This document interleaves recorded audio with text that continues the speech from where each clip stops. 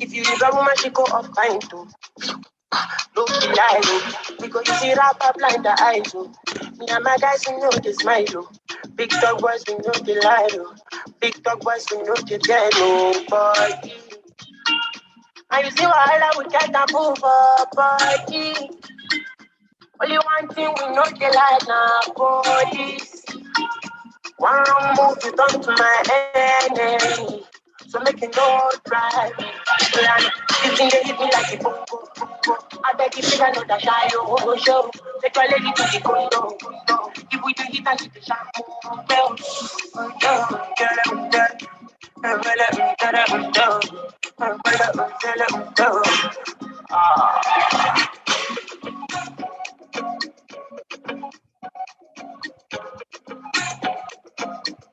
We dey wear coat, we dey wear ice on.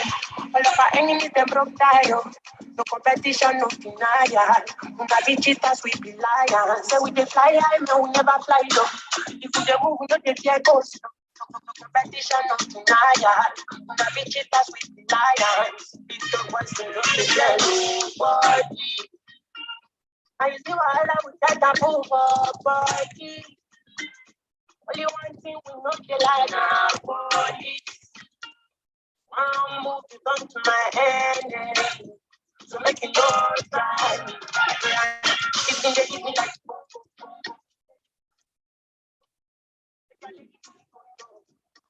hit that the shampoo.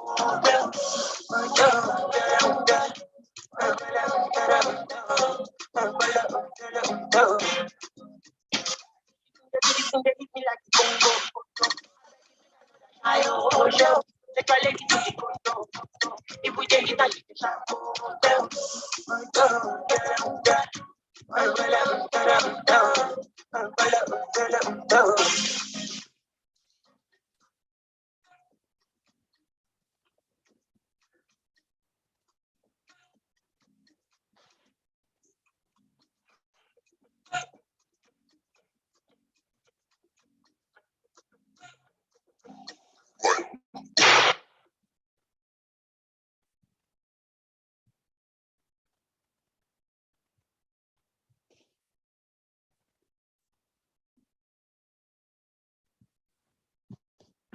Hello, everyone.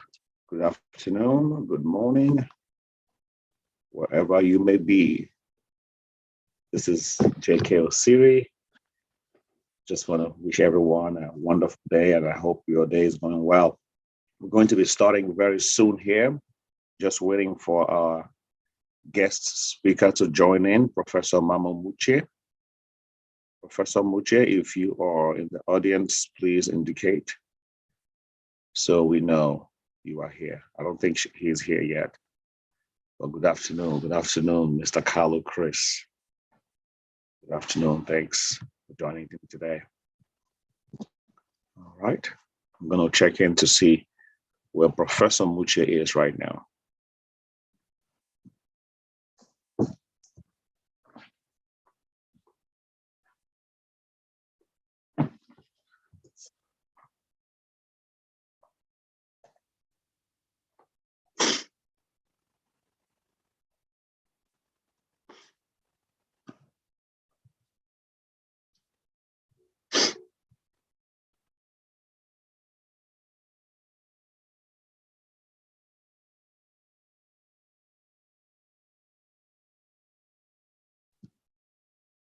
All right, Professor Muche is joining very soon. All right. Hello. We're going to be learning about Imhotep, the great multi-genius. Hopefully his biography will inspire you to go on and do great things. You know, it's really amazing when you read about other people. It has a way of awakening something. Sometimes you could be thinking about what to do, and let's see, Professor Muche calls here again. Let me get his phone.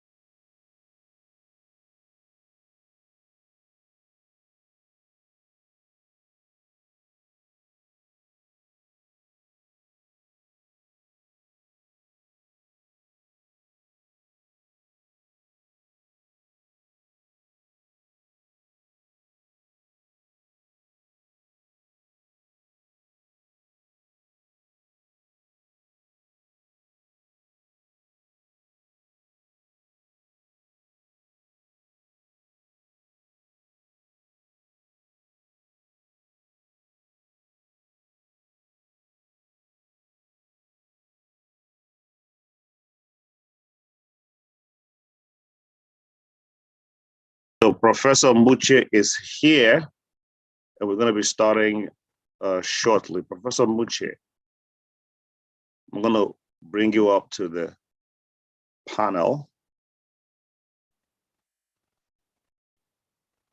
Yeah. Okay. All right. Okay.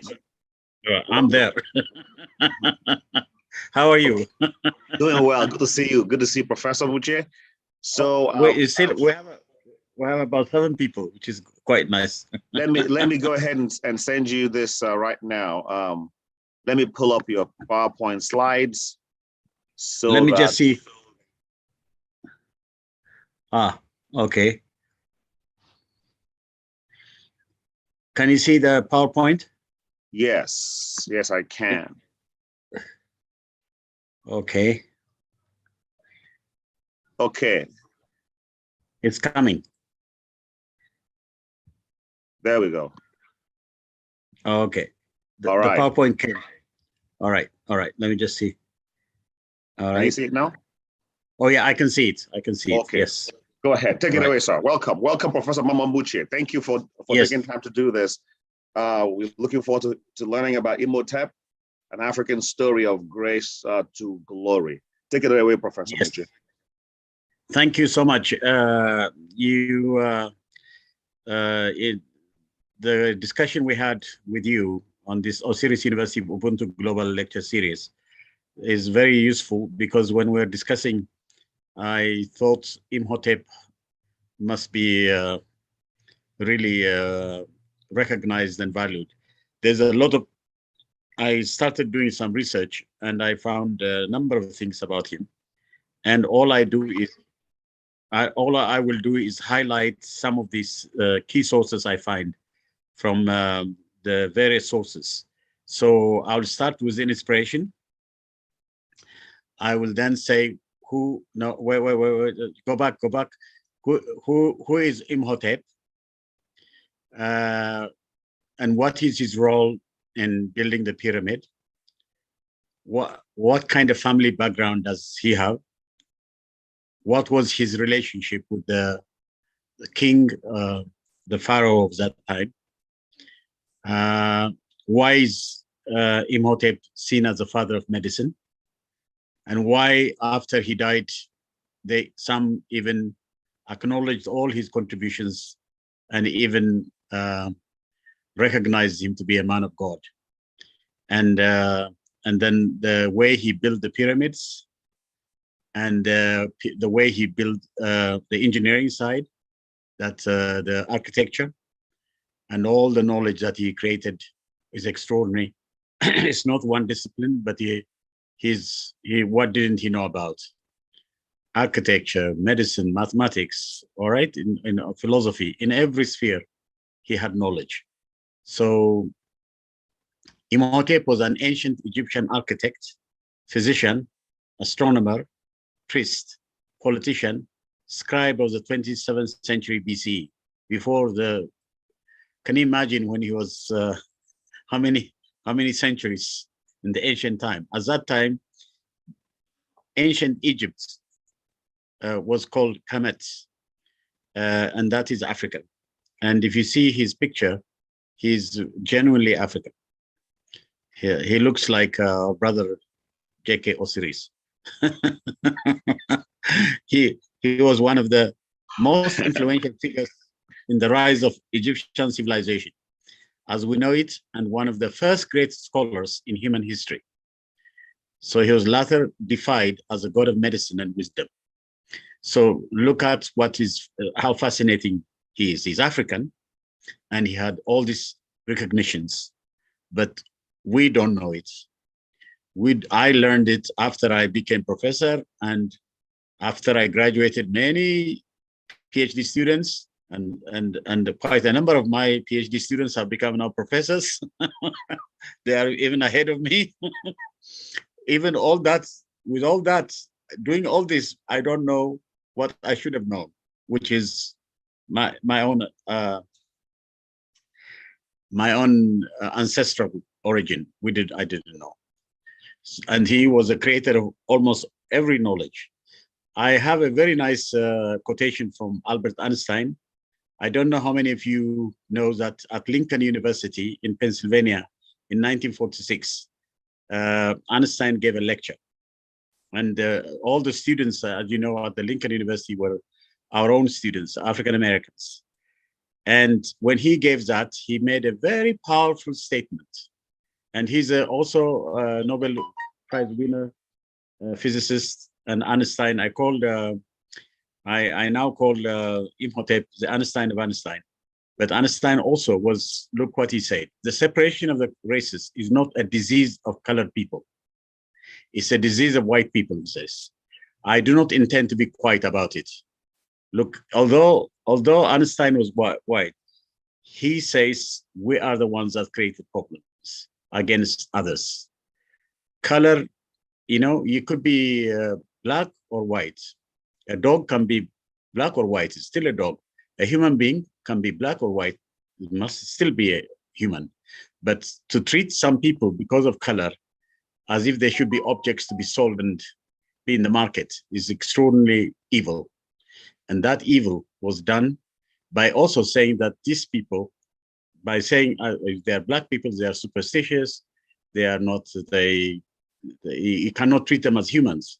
That's what they have been doing. So at least Einstein said, it's a disease of white people, racism, he said, which is quite extraordinary. The name Imhotep translates to he who comes in peace. That's what it means. And was a polymath of high esteem, also being a poet, mathematician, and physician. The first Egyptian to be fully deified as a god. He was later worshipped as a god of medicine after his death.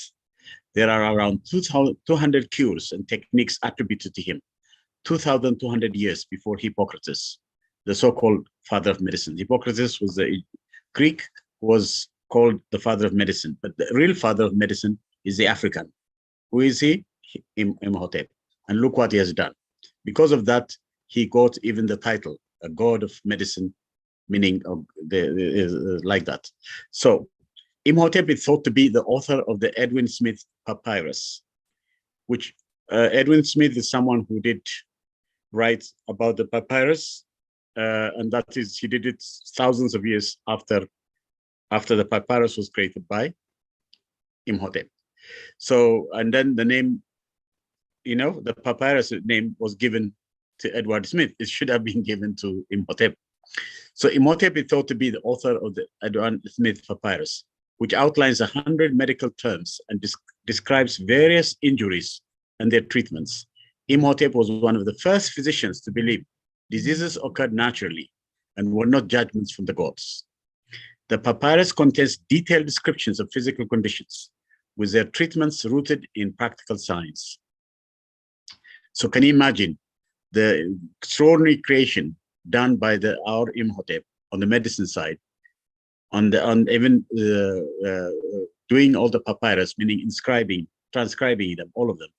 But someone who came later and who actually studied this and did it, used the name, his own name, Edwin Smith, to the papyrus, which is what was created by who? By Imhotep. Just so we understand, Professor, what you're saying is the papyrus contains descriptions of physical conditions, ailments, and how to treat those ailments. So it's like a book of medicine, almost like the first medical book of medicine. And what you're saying is it's thought that Imhotep wrote the papyrus, but Edwin Smith, who uncovered it, studied it, and made it popular, is now associated with the papyrus. Is that what you're saying? Absolutely. Yes, including the name papyrus. He used his name, Edwin Smith, after he created all that. But everything he took is from what Imhotep has done. But he acknowledged it in the thing, but in the name he gave it to, and that was this Edwin Smith did it around 15. I mean, in our century, the 15th century or something, late, very late, very late. I mean, very. How can I say to you? Not it should have been done a long time ago, but it was done later, and then he took it. Almost, it's like the intellectual property is his, although it was created by our own Imhotep. So an inscription bearing his name was found on a statue of Djoser at the site of the pyramid. Djoser is the pharaoh, the ruler, one of the rulers of the 3rd century ruler of the ancient time, when Imhotep was there. So he connected with him too. So, and the interesting thing he did was how to create a specifically different pyramid. And the pyramid, the way it was designed, the engineering was extraordinary. And that was done by, again, Imhotep. Can you imagine? Medicine, engineering, architecture, all right? In every sphere, in almost every knowledge. And then, of course, I didn't include all the mathematics and the astronomy because it takes a lot of, I don't want to take a lot of time, but we do it some other time on each sphere, on each field, what he has done. But now I'm just going to show you indications of what the spheres that he has been involved in. So an inscription bearing his name was found on a statue of Djoser at the site of the pyramid, designating him as head of the sculptors and head of the seers. This was a sign of respect from the pharaoh, as previously only the names of the kings would be written on their tombs. Imhotep held many titles, starting life with little money or connections before working his way to the very top of Egyptian society. So even the king recognized him, even though that was not something that that other who are not royal are not recognized. Not all of Egypt's most influential figures were pharaohs. Let's learn about the polymath Imhotep and see just how he impacted ancient Egyptian civilization. Imhotep was extremely educated, studying a number of disciplines, and was able to help orchestrate the growth of Egypt. He's also said to have helped save it from famine and drought through his planning and ingenuity. While he contributed to a number of fields, there are two for which Imhotep is most remembered: medicine and architecture. Those are because the pyramid and the medicine that I just mentioned to you, that the papyrus was recorded. It's like an encyclopedia, medicine encyclopedia, medical encyclopedia, and the pyramid is the architecture. These are two ones that still exist. So Imhotep, the man who designed the world's first pyramid, was the vizier. He was history's first known polymath. Imhotep was the Da Vinci of the ancient world, a professional scribe, physician, surgeon, astronomer, stonemason, and architect. He left behind a wealth of knowledge that has benefited generations of engineers and doctors in the Near East and throughout the world. They are learning it. We in Africa are ignored about it, despite the fact that in the time when he was doing this, that part of Egypt, ancient Egypt, was African. This is serious. So why is it going that way and not our way? You see, it's not coming this way. And his medical expertise was groundbreaking and well ahead of its time. Over 2,000 years after his death, people declared him a god for his many contributions to Egyptian civilization and the progress of humanity. So he's quite fascinating. Continue. The age of the pyramid, the third dynasty, 2614 to 2575 BC, marked the beginning of a new era. With the reign of its second king, I just mentioned Djoser, the age of the pyramids began. So when they began, with whom do they begin? With Imhotep. Djoser's vizier, chief official, and architect, the famed Imhotep, began the experimentation in pyramid building, which culminated in the magnificent Gaza pyramids of the fourth dynasty. These pyramids provide evidence of the growing power and status of the king and the pharaoh. The Great Pyramid Complex at Saqqara was built for Djoser. The design of the complex was unique. The design emphasized the two lands of Upper and Lower Egypt over which the king ruled. The 15-hectare sphere was selected as it was on the edge of the Western Desert and overlooked the capital of Memphis. So you can see how he did it. So Imhotep family background. Imhotep came from a humble background. He was born in the village of Gebelin, south of Thebes, the ancient Egyptian capital, North Cairo.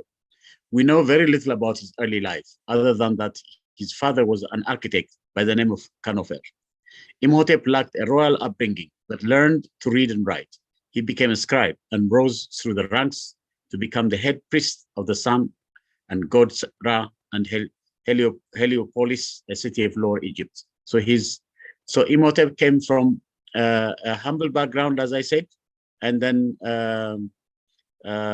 let's continue. Imhotep relation with the king. Josier was Egypt's pharaoh during Imhotep's time. He was an ambitious man who did not want to be buried like his ancestors. Josier requested Imhotep to design his new necropolis.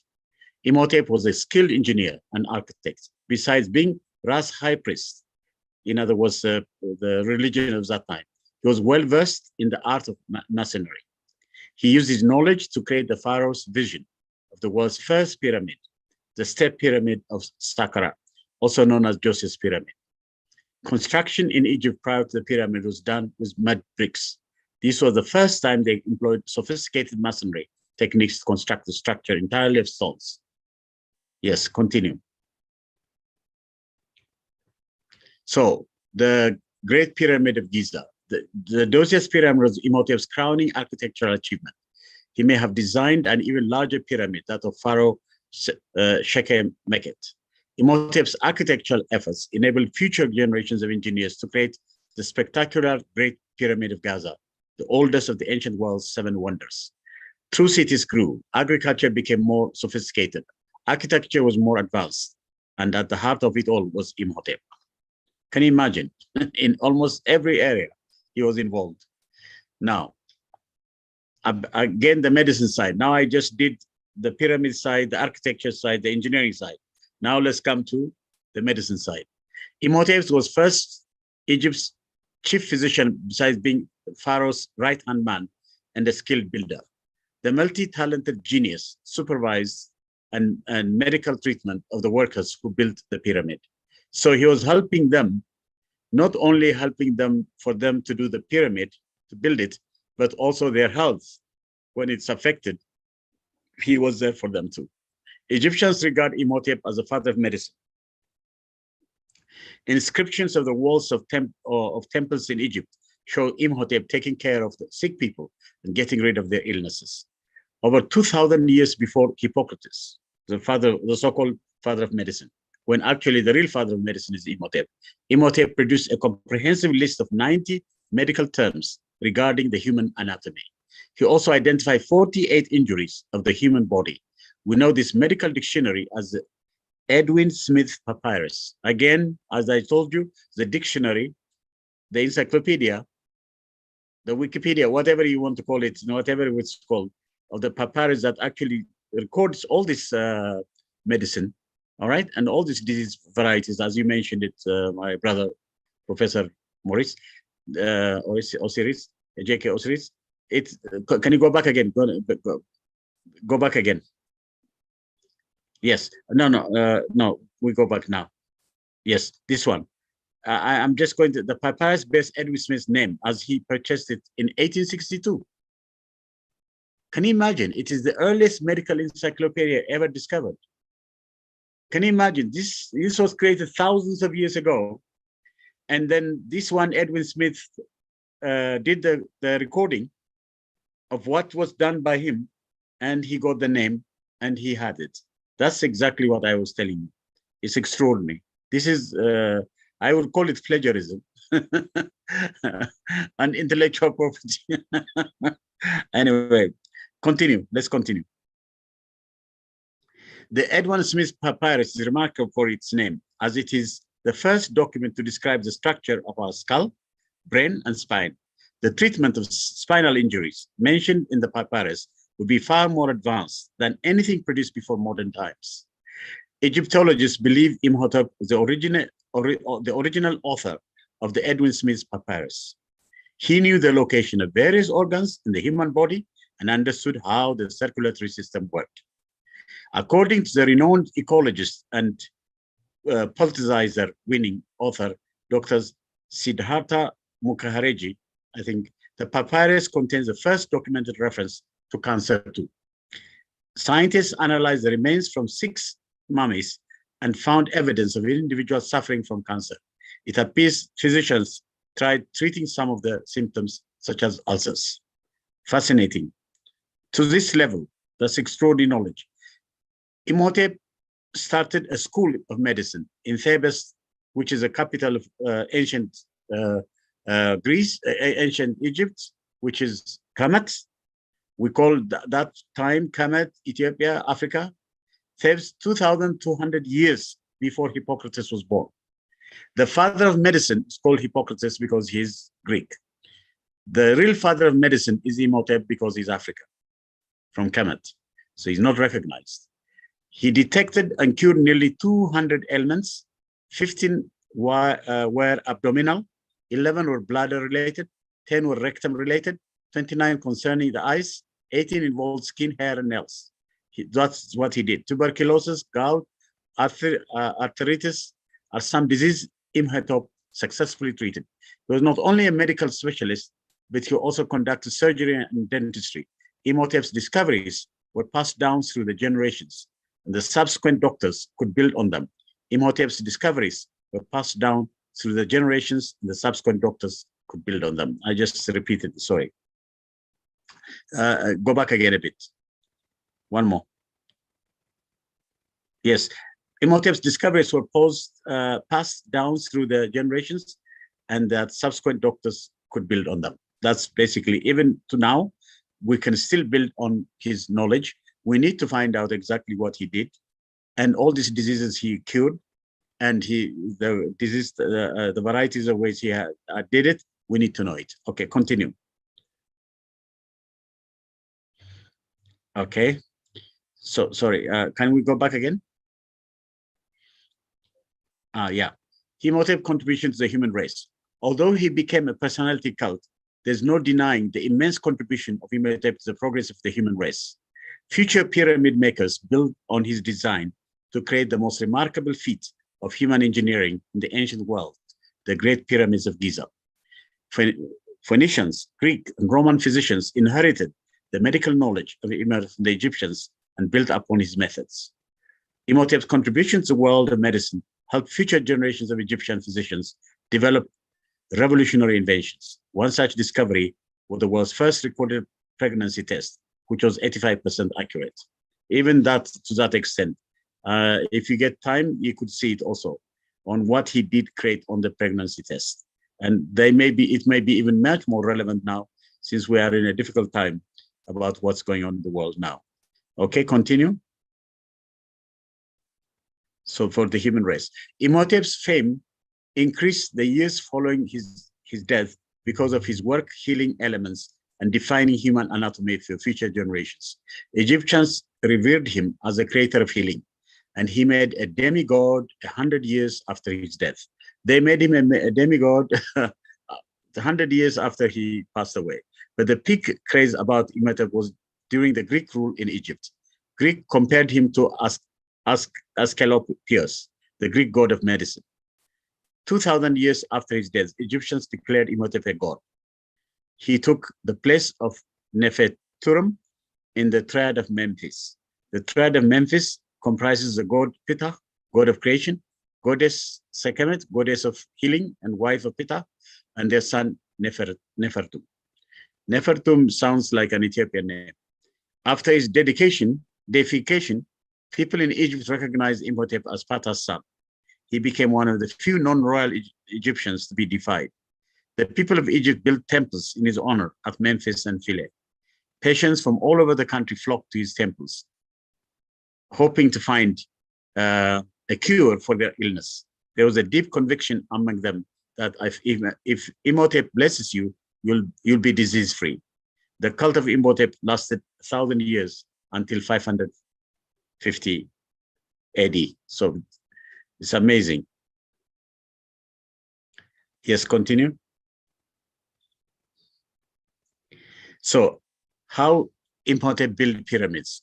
It is believed Imhotep began as a priest in the temple Ptah.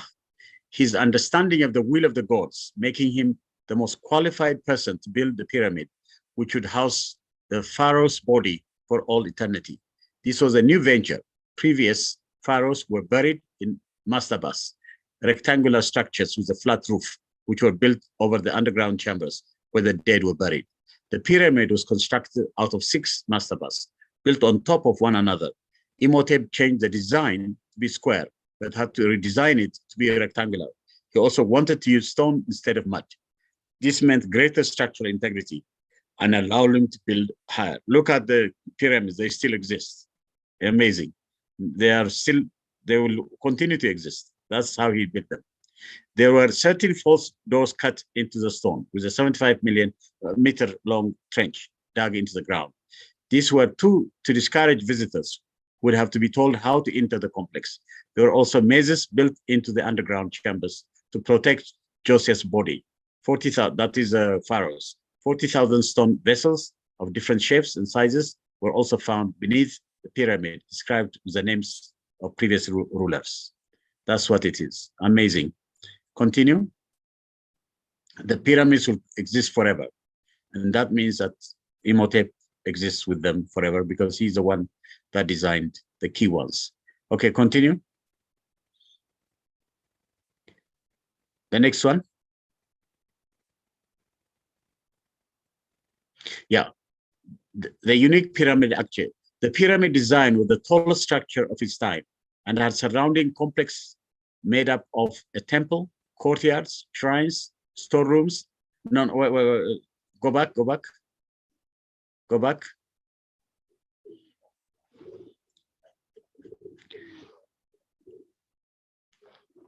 Can we go back? This one? This one? No, the next one. No, the next one. No, it's not coming. Yeah, now this one. No. Okay. No. Go back.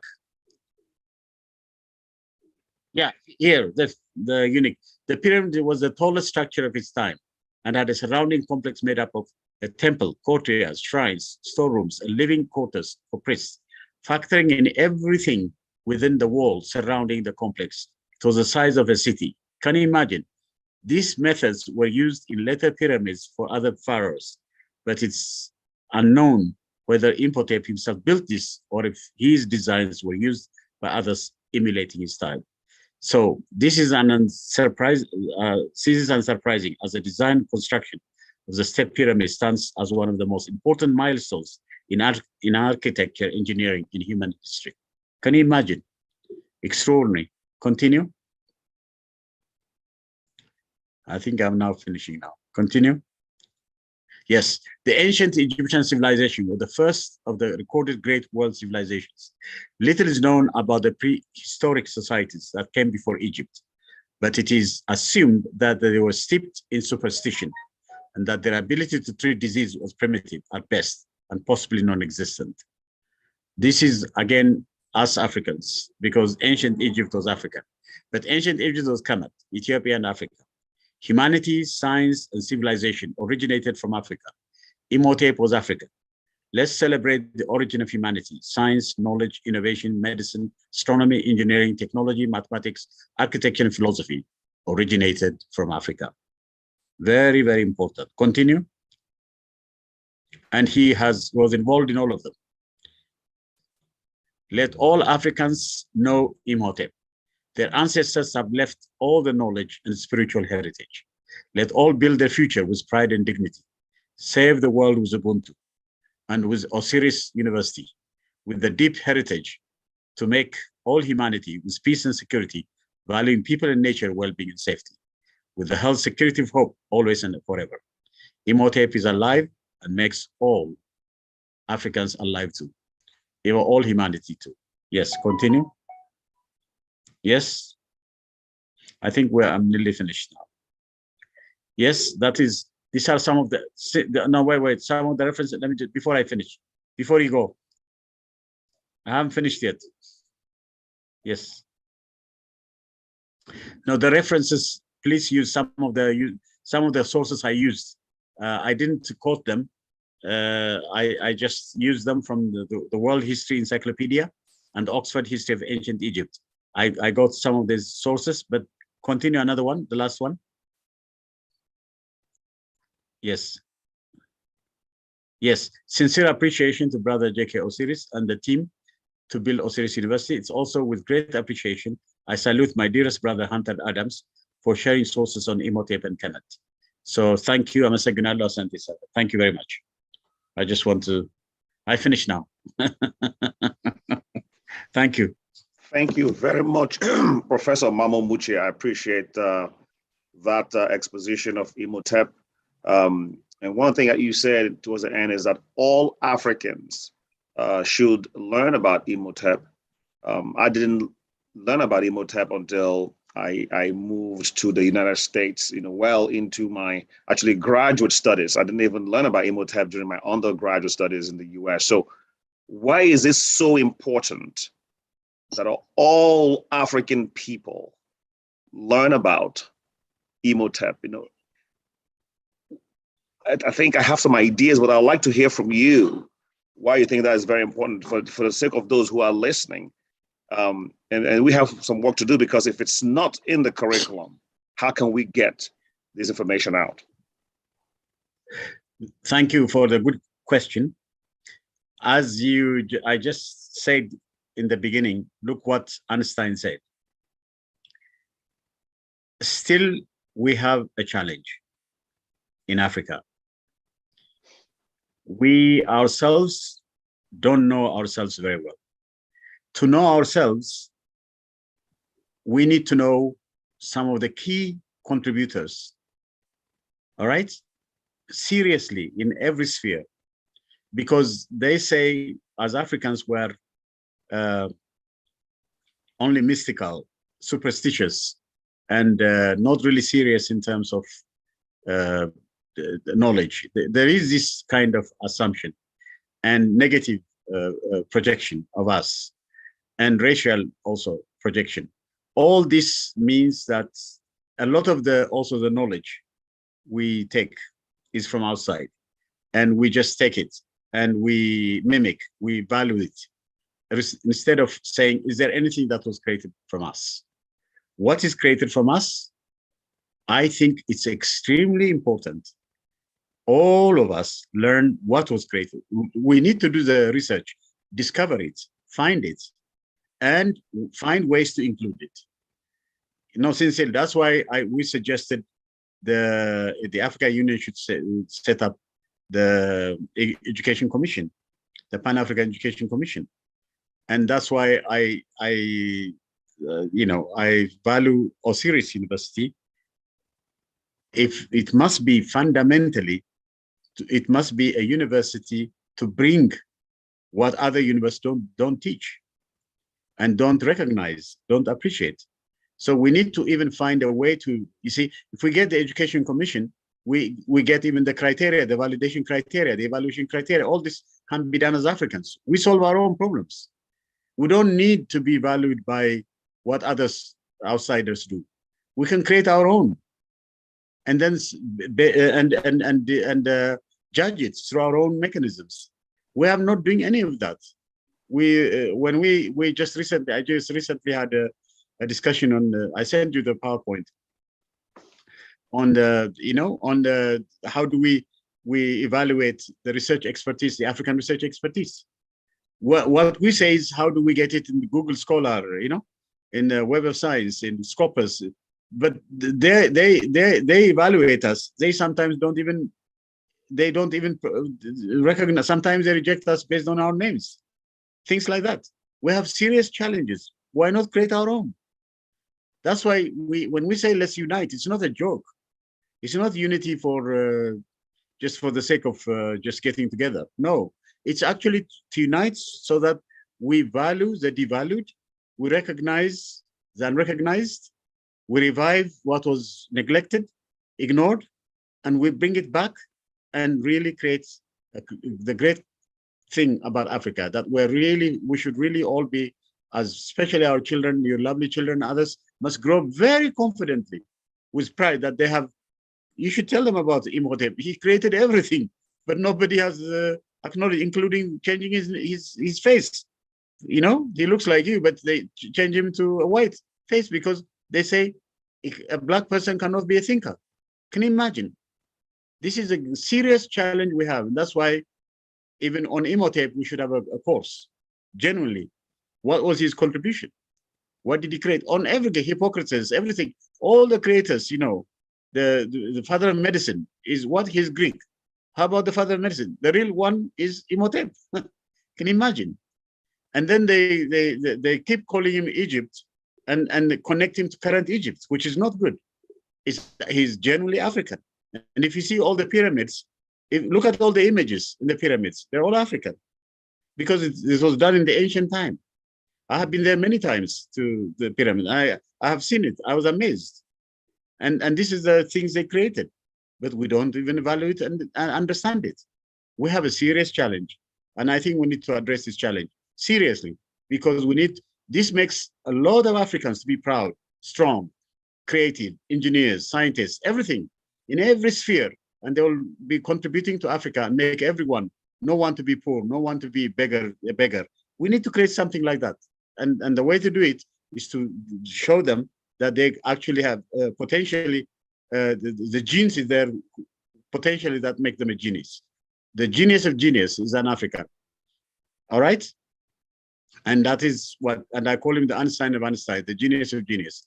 And this is Imhotep. But they don't have not, someone writes about him, Edward Smith, he's a papyrus. The knowledge was from where did it come? From him. All right? And Hippocrates is called the father of medicine, but who was the great father? Imhotep. So all I'm saying to you is that all this stealing, the theft they took, the intellectual property was stolen. Africa is not just stolen in minerals and wealth and then being slaves. It's also knowledge. Our knowledge was also stolen. So everything was stolen from us. Our spirituality, everything has been taken. Let's bring it back.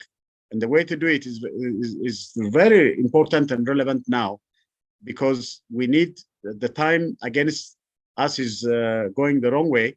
We need to bring it by creating our unity and really revive this extraordinary knowledge creators so that they can actually help us and motivate us, inspire us, and drive us forward and onward to make Africa stand up tall and bright and with full dignity and liberty. Thank you. Oh, that's very inspiring. Thanks for that call to act. You know, and truth be told, this alarm has been sounded many years ago. There are those who's even come before us that have said similar, made similar remarks. Again, I want to be very practical about this. How can we get it done, right? How can we get it done? If you look at Africa right now, and you look at how the curriculum is controlled, it's very challenging to get this into the public school system because the leaders are not even thinking along these lines. Even the private schools are all westernized, right? And because, as you said, that's what we have. We value, and there's nothing wrong with that, in my humble opinion. But it's just that we don't value our own as well. So we have a mountain of challenge to overcome. How can we actually get this into the curriculum in very practical terms? That's all just in Africa. But then we also have to deal with doing this in the diaspora, in the US, in the Caribbean, and so on. Mm-hmm. No, but you're right. It's a big problem we have. The current education system, and the relationship between the community, the universities, and governments is not linked in such a way as to value the African origin of knowledge and how we can also include it. Even the indigenous knowledge that was created, that we're now writing books and things like that. But many people are not that keen and interested in terms of finding it. So I think we have a challenge, my brother. So what we need is we really need to to find a way. That's why we suggested this African Commission, Education Commission, Pan-African, because if we set it up and all the African governments are engaged, then we can then suggest how we could do the curriculum, and then a committee could be set up, and then eventually models could be created, and then it will be. But if you remember, when we say the Pan-African universities organized, but this Pan-African university is funded by outsiders, and the influence is again outsiders, and it's not really a Pan-African university.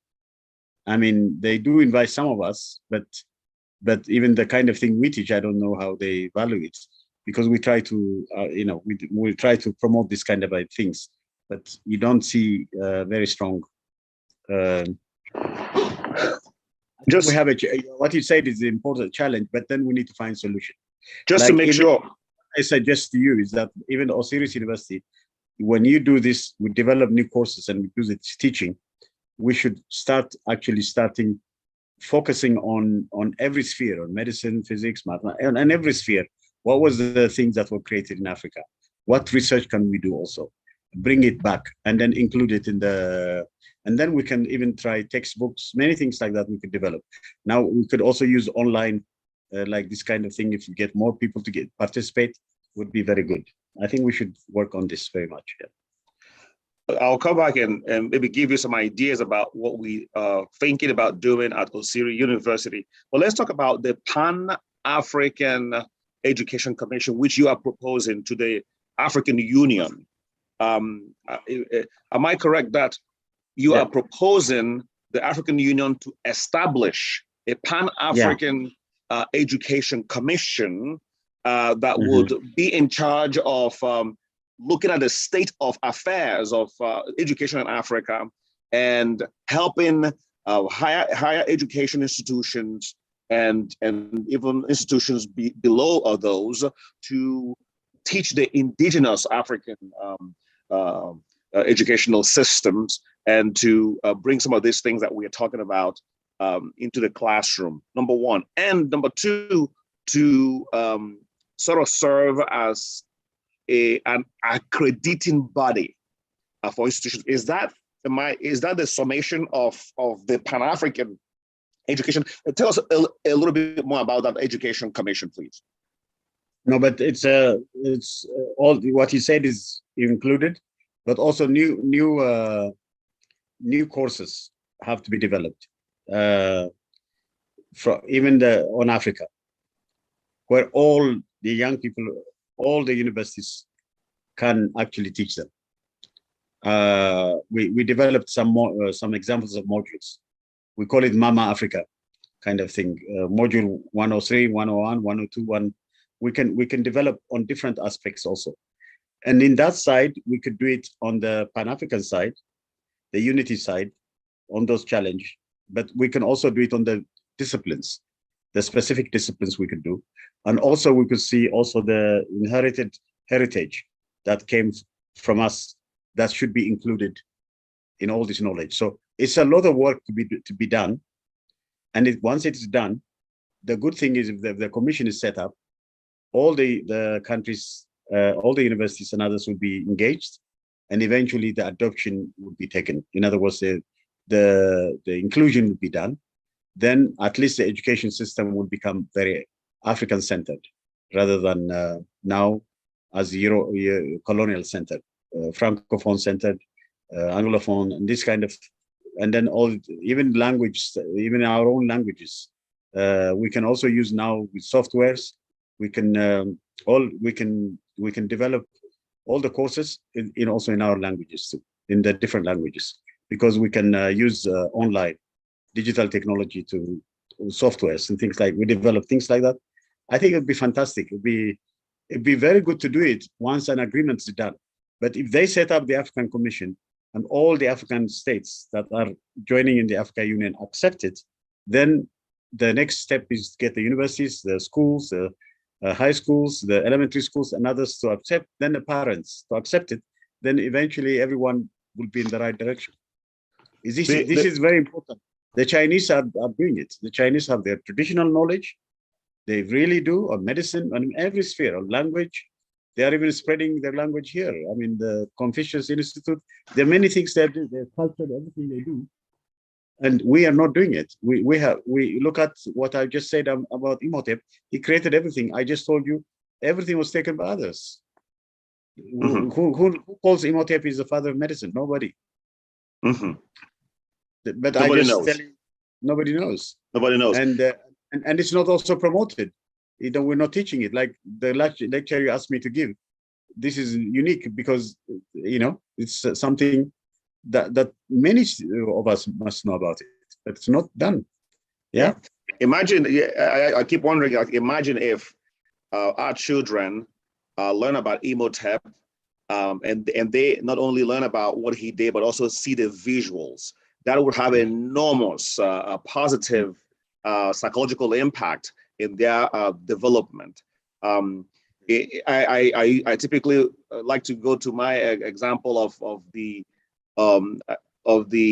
foundation of immunization. We know that inoculation was discovered in West Africa, right? So imagine if every immunization textbook opened up with that story, the story that was shared by an enslaved African, Onesimus, who described the inoculation he underwent back in Africa before he was captured as a slave here. That idea was then taken here in the New World in America to now develop what we call today as immunization.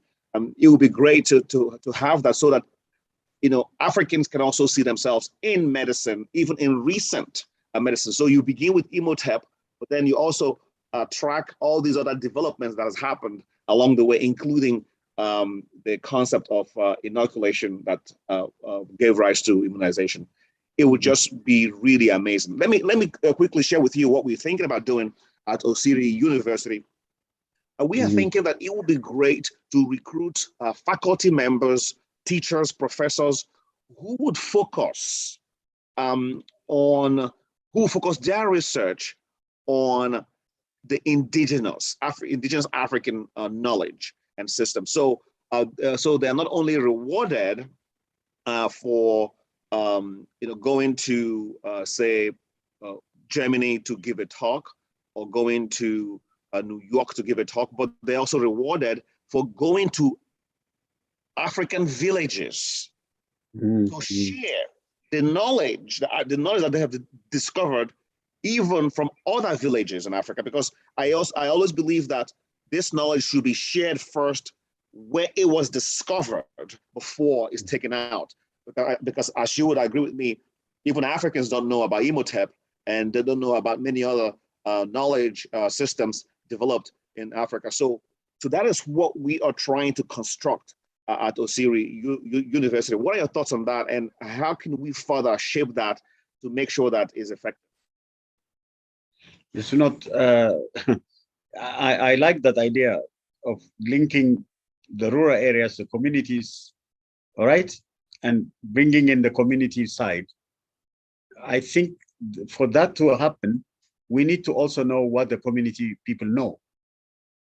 What are the different things they know about we could take any aspect, medicine, life, agriculture, food, many things in the different areas we could identify and know and record it.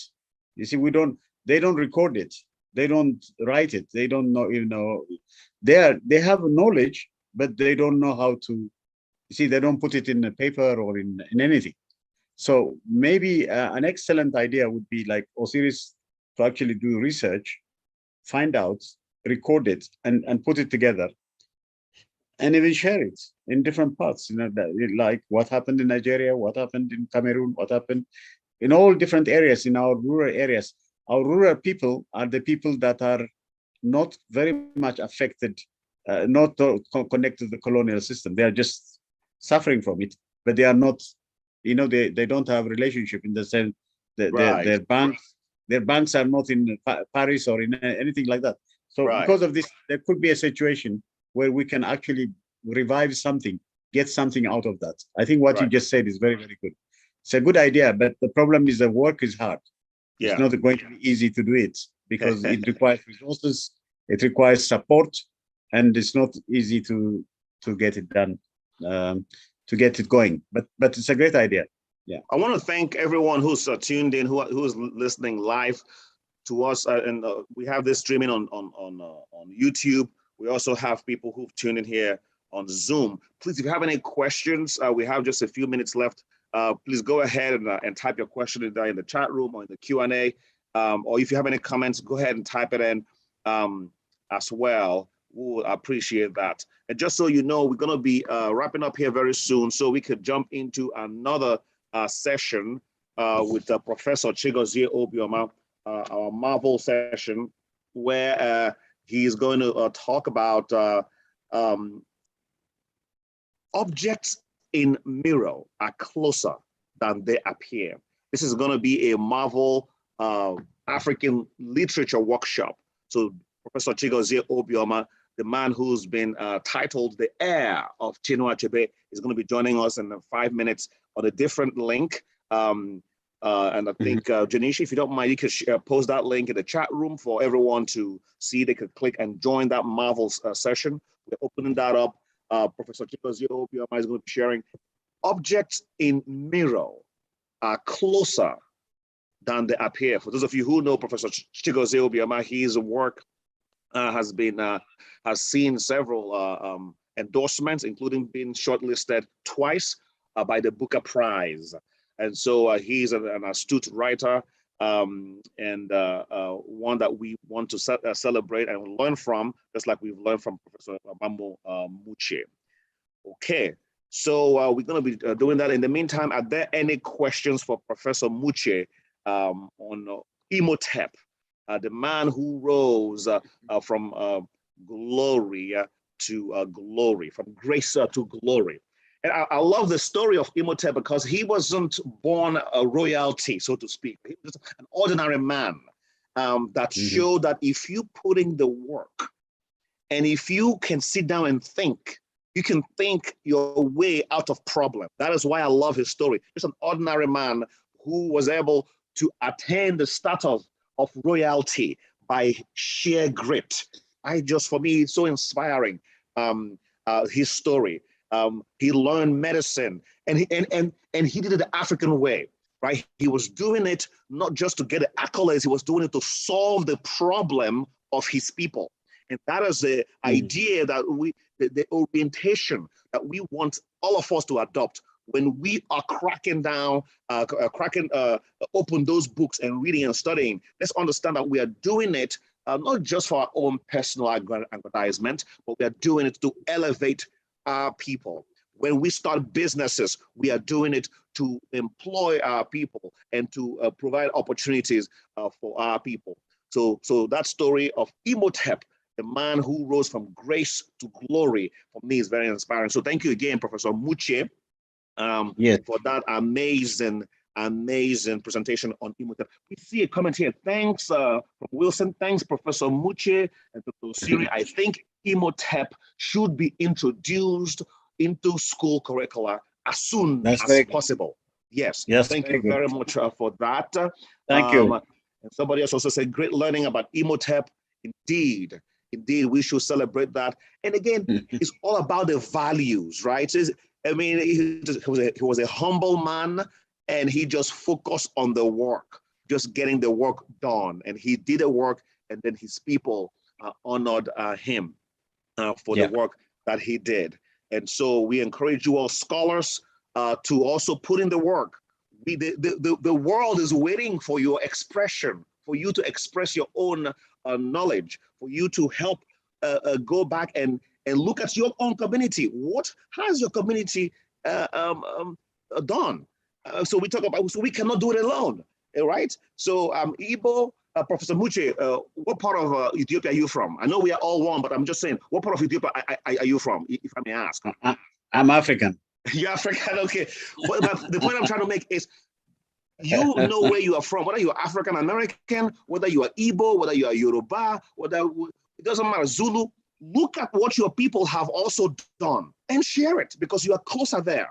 But you share it so that all Africans and the world can benefit from it. So that is something we need to do as well. Professor Muche, go ahead. But speaking the last word. But speaking different languages and believing in different religions should not define our humanity. We should not say we're Igbo or Yoruba or Fulas and this kind of thing, Hausa and things. We should be saying we are Nigerians, we are Africans, and we are humans. Yes, we are Africans. So yes. I think language should not be used to divide us. Language should be used to unite us. Now, I'm just telling you, all the languages we speak now, we can develop now, luckily because of digital technology, we can develop the right software so where all the languages could be kept preserved. So there's no reason to fight. If you want to speak it, we can teach you, we can present it for you. If you want to use it, you can use it. You don't have to fight saying that my language is excluded, another, none can be excluded. All of them will be there. At least minimum, every African can learn 5 or 6 languages. It's not a problem.